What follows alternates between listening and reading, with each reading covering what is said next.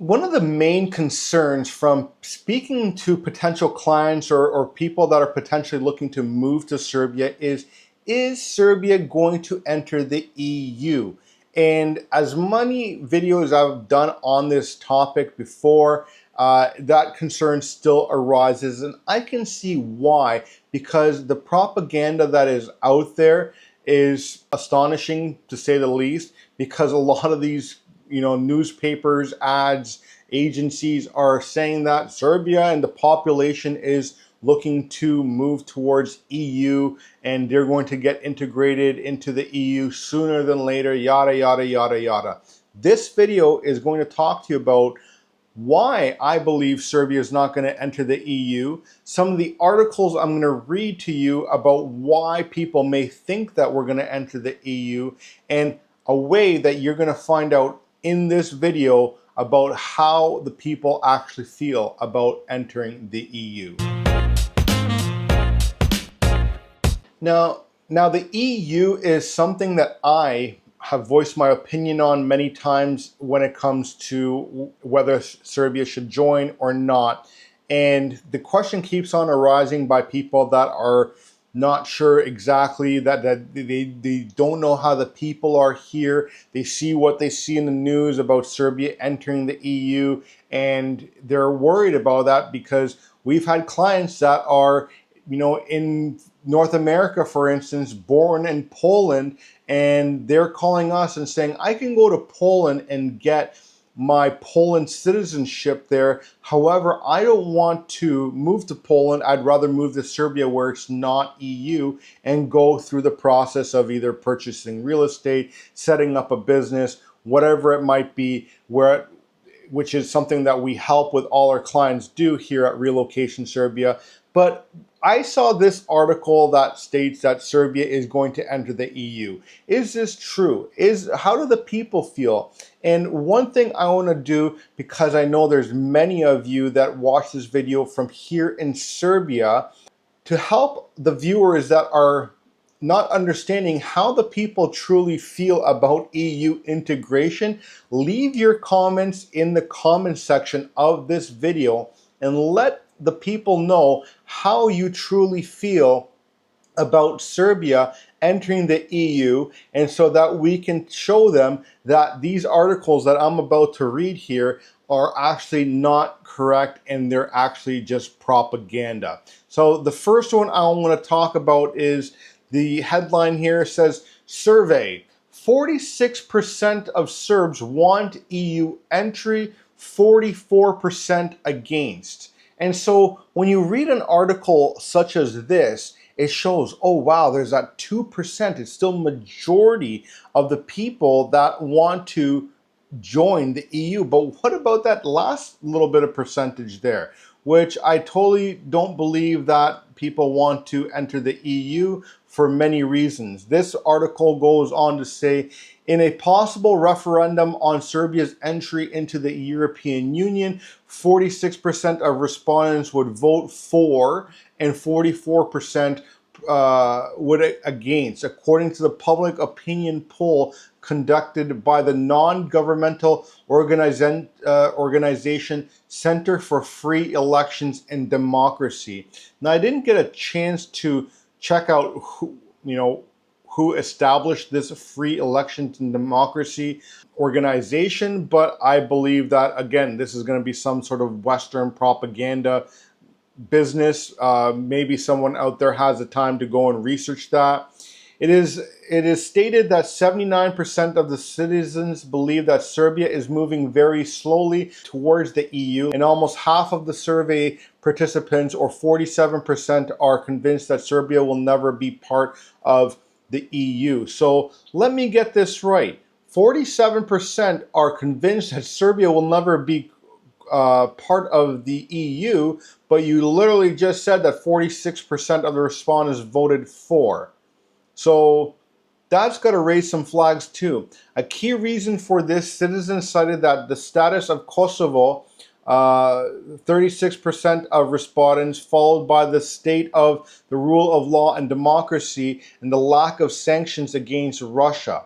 So one of the things that we have to do here in Serbia in order to meet the conditions to enter the EU is that we have to recognize Kosovo as an independent state, which is something that the Serbs here will never do, and I don't believe there's a politician that would ever do that either, because he would be, have some street justice, in my opinion. The other one is that the sanctions on Russia.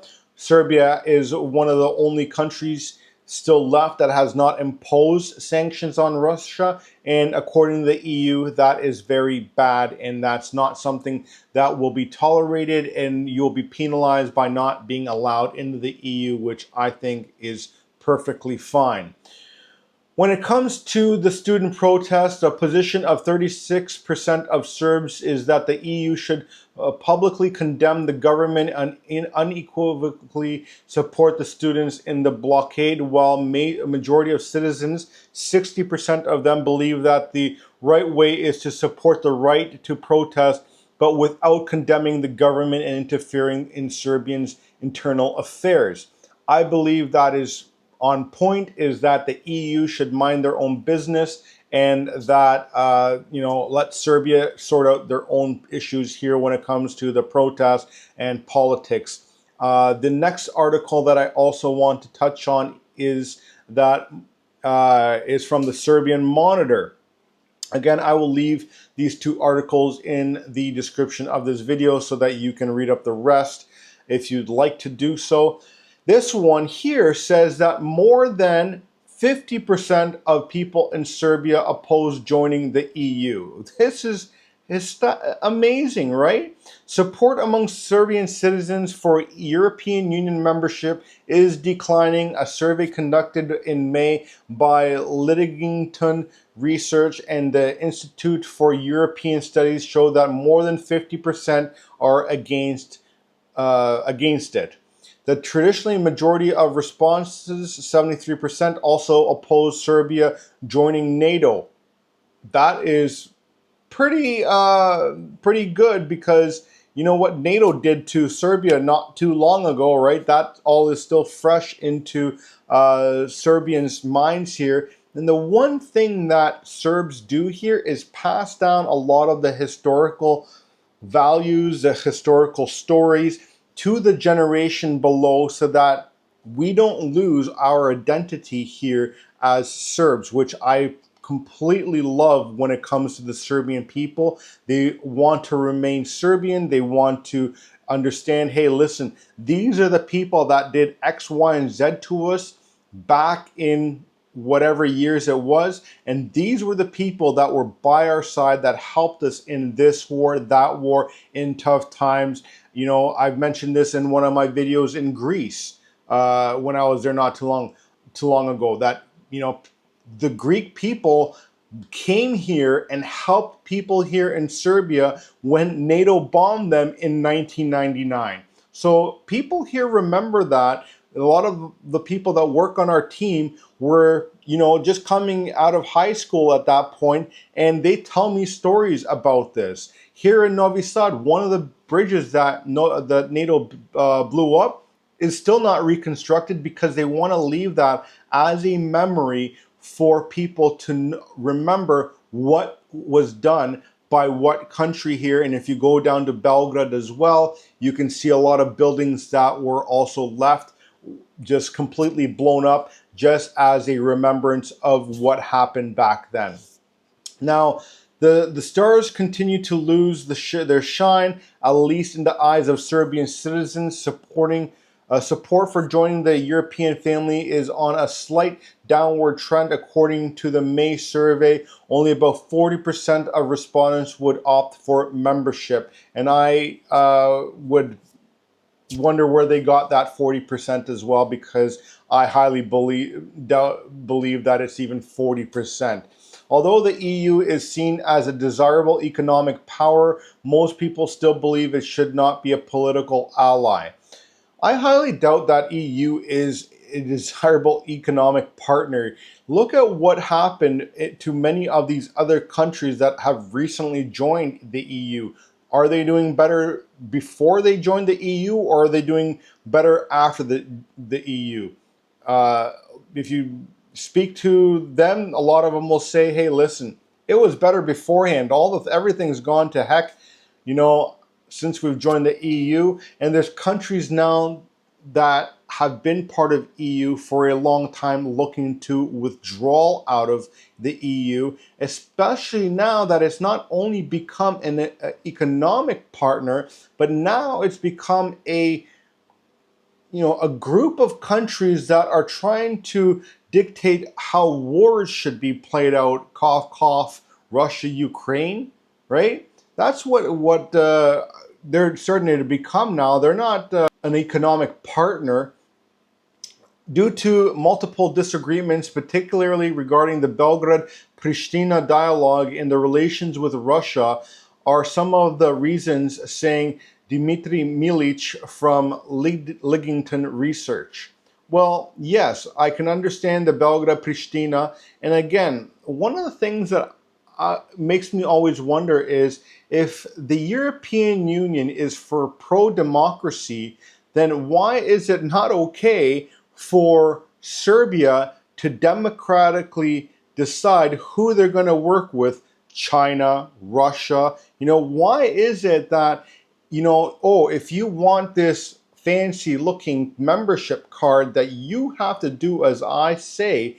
That to me is not very democratic at all. And like I've said at the beginning of this video, my Serbian people, please feel free to let me know, and the people that are confused about what the people think about in Serbia, what your opinion is when it comes to NATO, when it comes to the EU, and what you think will actually happen when it comes to Serbia, because the people want to know, is it actually going to happen? I will leave the rest of these articles for you guys to read, because it goes into Russia as seen as a more desirable ally, which I completely, support. Serbian citizens actually support BRICS more than the EU. That's kind of a slap in the face. But then you got the president that needs to, teeter-totter that tight rope. And who knows what's going to happen when it comes to who they're going to lean to. I believe, like I've said in the rest of my videos, that Serbia should remain neutral. And if we even had to choose, I would support the BRICS pathway much more than the EU. Thanks for watching. I'll see you on the next one.